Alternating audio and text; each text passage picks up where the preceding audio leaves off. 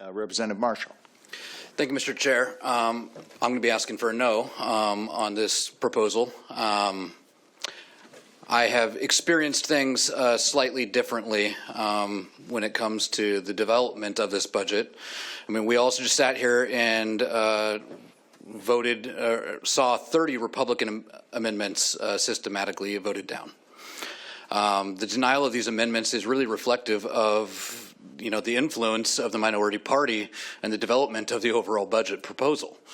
In a time where I think we should be rebuilding a culture of restraint, accountability, and clear priorities that taxpayers can actually recognize, it seems like we're prioritizing expansion of bureaucracy, working on our different state agencies and ensuring they're whole, and at many times it's to the detriment of the people that we serve.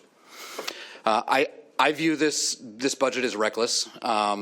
It's using a multi-billion-dollar deficit as cover to raid pension funds, savings, rather than rein in spending. It's increasing spending by over $2 billion, totaling roughly $8 billion in increase from the previous biennium. And it's still outspending our tax revenues.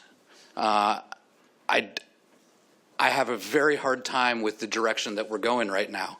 We're papering over the gap with raiding of the rainy day fund, hundreds of millions of dollars being taken from schools for this operating budget, assuming $2 billion in new taxes over the outlook, and shouldering a lot of that on a blatantly unconstitutional income tax.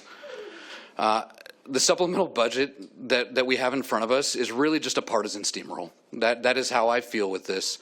It's been slapped together. We have had no Republican input during the entire process as the state continues to drown in red ink.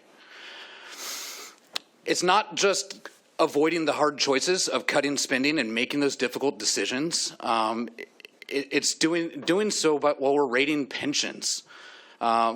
This money was promised as off limits, and we're doing it to bankroll ideological positions, political vanity programs, and we're not doing anything to truly stabilize the budget in a time where we need to have some basic fiscal discipline. In the spirit of former Governor Locke, the government must first fund core essential functions, then rigorously justify everything else. That means that we need to protect public safety, education, care for the most vulnerable before growing our bureaucracy or having our pet projects or ideological experiments. This budget is not reflective of any of those values, and I cannot support it, and I'd urge everybody to join me in voting no.